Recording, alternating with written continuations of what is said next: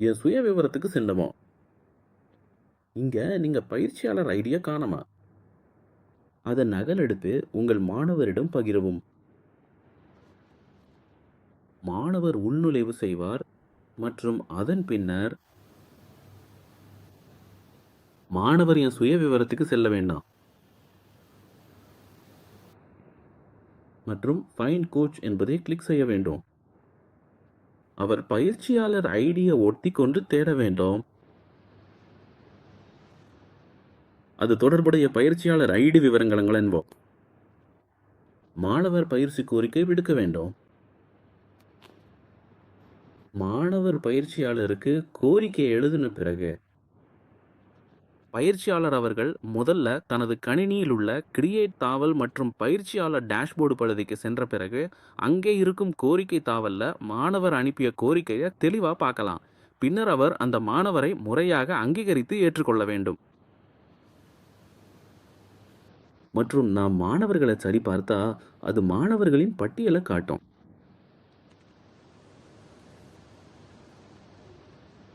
சரி, இதுவே அந்த திரை. பயிற்சியாளர் டேஷ்போர்டு என்பது பயிற்சியாளர் தனது மாணவர்களின் பகுப்பாய்வுகள் அல்லது முன்னேற்றத்தை பார்க்கும் திரை. மேம்பட்ட பகுப்பாய்வுகளை பார்க்கலாம். நீங்க எல்லா விதமான மாணவர்களையும் பார்க்கலாம்.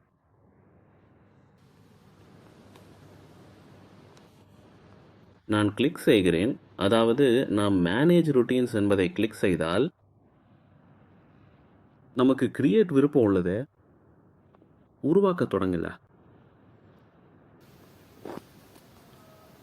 நீங்க ஒரு பெயரை ஒதுக்க வேண்டாம்.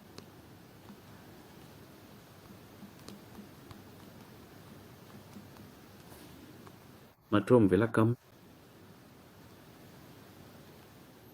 மற்றும் உடற்பயிற்சிகளுக்கு இடையில் ஓய்வு. ஒரு வழக்கத்திற்கு பல உடற்பயிற்சிகள் இருக்கும். ஒவ்வொரு உடற்பயிற்சிக்கு பிறகும் ஓய்வு நேரம் தேவைப்படும். அதை நீங்கள் அமைக்கலாம். நீங்கள் இங்கே 30 வினாடிகள் வைத்தால், அப்படி என்றால் ஒவ்வொரு உடற்பயிற்சிக்கு பிறகும் 30 வினாடிகள் ஓய்வு நேரம் இருக்கும்.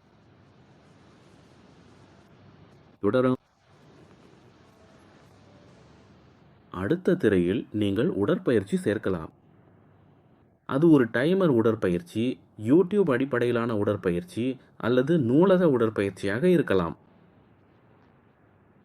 பொதுவாக டைமர் அடிப்படையிலான உடற்பயிற்சிகள் அல்லது அதாவது நீங்கள் அதை எந்த ஒரு விஷயத்துக்கும் பயன்படுத்தலாம். அதற்கு ஆதரவு உள்ளது. எந்த விருப்பத்தை தேர்வு செய்வது என்பது பயனர் அல்லது பயிற்சியாளர் விருப்பத்தில் தான் உள்ளது. முக்கியமாக டைமர் அடிப்படையிலான உடற்பயிற்சி என்றா, உதாரணமாக நாம் ஓட்டம் ஓடுவதாக வைத்துக்குவோம். இங்கே நமக்கு வழிகாட்டுதல் தேவையில்லை. இப்படி இருக்கும் சூழ்நிலைகளில் நீங்கள் பொதுவாக 10 நிமிடங்கள் அல்லது அதற்கு சமமாக அமைக்கலாம். மற்றும் இங்கே உங்களுக்கு செட்ஸ் தேவையில்லை. மற்றும் எவ்வளவு கலோரி எரியும் என்பதை நீங்கள் குறிப்பிடலாம். சரி, உருவாக்கவும்.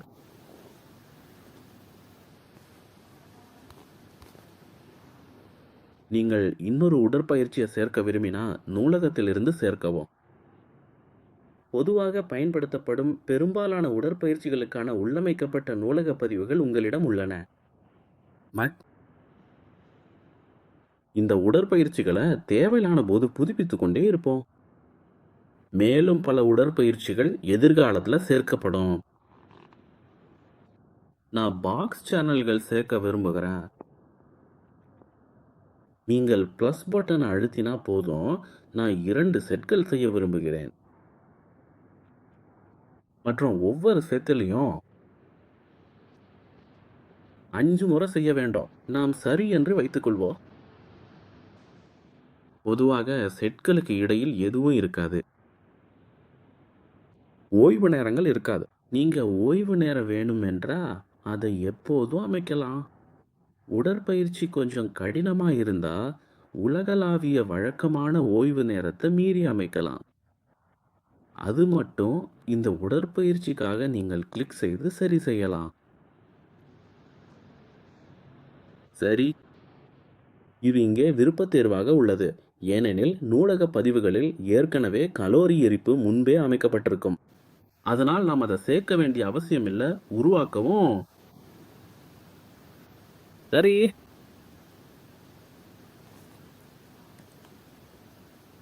மற்றும் மதிப்பாய்வும் செய்யவும். இதுதான் அந்த திரை. எழுத்து அளவுடன் தொடர்புடைய அமைப்புகள் என்னென்ன என்பதை பார்க்கலாம். நீங்கள் அந்த வழக்கத்தை சேமிக்க வேண்டும். அப்படியே நம்மிடம் திங்கள் வழக்கம் உள்ளது. சரி. அதேபோல் நீங்கள் பல வழக்கங்களை அமைக்கலாம். செவ்வாய் வழக்கம், புதன் வழக்கம் அல்லது உங்கள் மாணவருக்காக மாற்று வழக்கங்கள். நீங்கள் அமைத்தவுடன் அதை கிளிக் செய்ய வேண்டும்.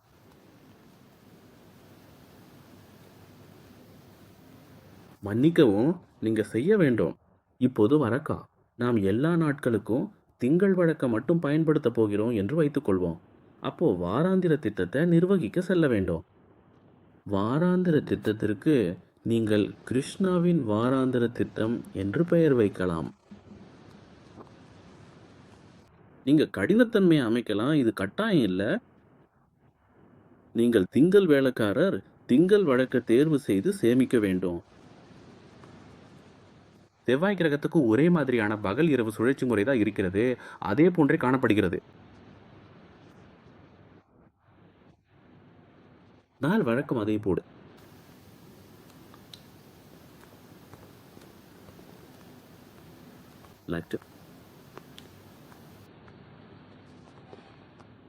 உங்கள் மாணவர் ஓய்வெடுக்க வேண்டும் என்று நினைத்தா அது ஞாயிறு. நாம் எதையும் கொடுக்க வேண்டியதில்லை, சேமிக்கவா. நீங்கள் சேமித்தவுடன் அது ஒரு வாராந்திர திட்டத்தை உருவாக்கும். அதற்காக ஒதுக்கும் பட்டனும் உள்ளது. ஒதுக்கும் பட்டனை அழுத்தி மாணவரை தேர்வு செய்யவும்.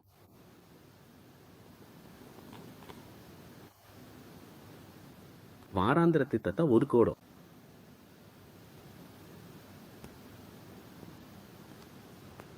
நீங்கள் வாராந்திர திட்டத்தை ஒதுக்கியவுடன் ஒதுக்கீடுகளில் ஒரு நுழைவு குறியீடு அந்த மாணவருக்காக காட்டப்படும். அந்த மாணவருக்காக. சரி. பயிற்சியாளர் வாராந்திர திட்டத்தை ஒதுக்கியவுடன்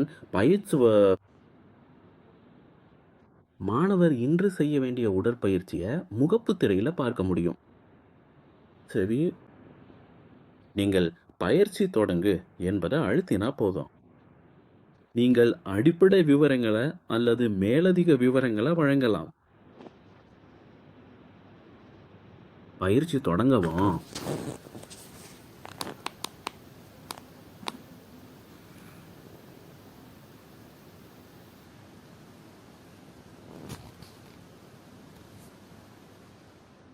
இதன் காரணமாகவே நடைபெறுகிறது. இன்றைய உடற்பயிற்சியும்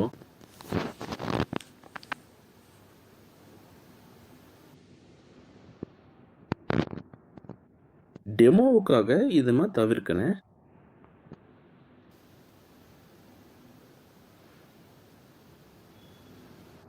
அதனால இது உடற்பயிற்சிக்கு பிறகு ஓய்வை இயக்குகிறது.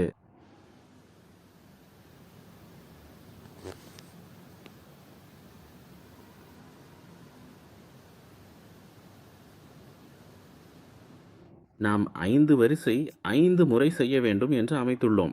அதனால் இது 5 முறை திரும்ப திரும்ப செய்யும்.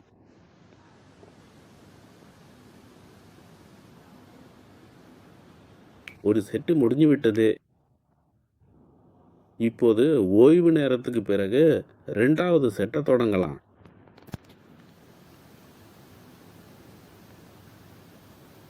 இங்கே நாம் விரைவாக குறிப்பிடும் சாம் என்று அழைக்கப்படும் இந்த நபர் உண்மையிலேயே மிகவும் திறமையானவர், கடின உழைப்பாளி மற்றும் சமூகத்தில் அனைவராலும் போற்றப்பட்டு மதிக்கப்பட வேண்டிய ஒரு மிக முக்கியமான மனிதராக திகழ்கிறார்.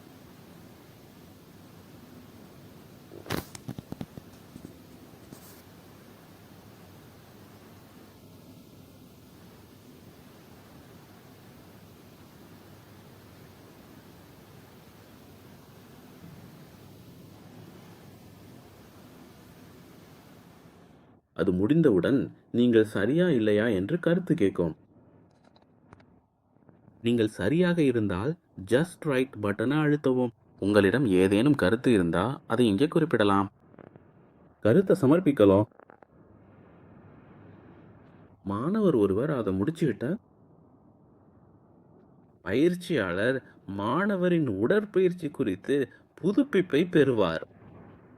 இப்போது மாணவர் இந்த உடற்பயிற்சியை முடித்தவுடன் அனைத்து விவரங்களும் பயிற்சியாளர் டேஷ்போர்டுக்கு அனுப்பப்படும்.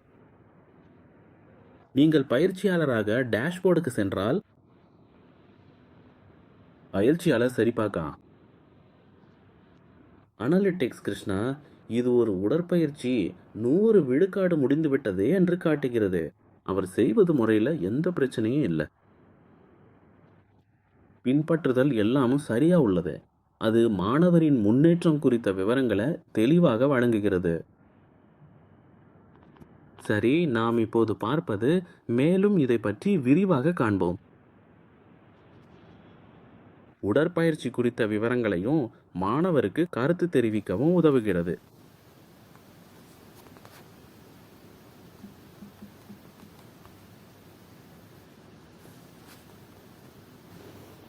இப்போது மாணவர் தனது முன்னேற்றத்தை ப்ராக்ரஸ் தாவலில் பார்க்க முடியும்.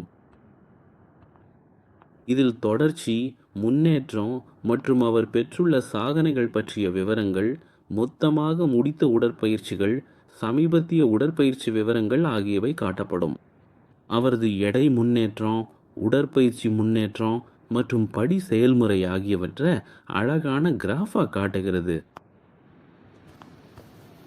சரிங்க நண்பர்களே, நீங்கள் வாராந்திர பாடத்திட்டங்களுக்கு சென்று பார்த்தீர்கள் என்றால் அங்குள்ள பாடநெறி கருத்துக்களை மிக தெளிவாக புரிந்து கொள்ள முடியும். நீங்கள் பயிற்சியாளர் கருத்துக்கு சென்றால் விவரங்களை பார்க்கலாம். சில பொருட்கள்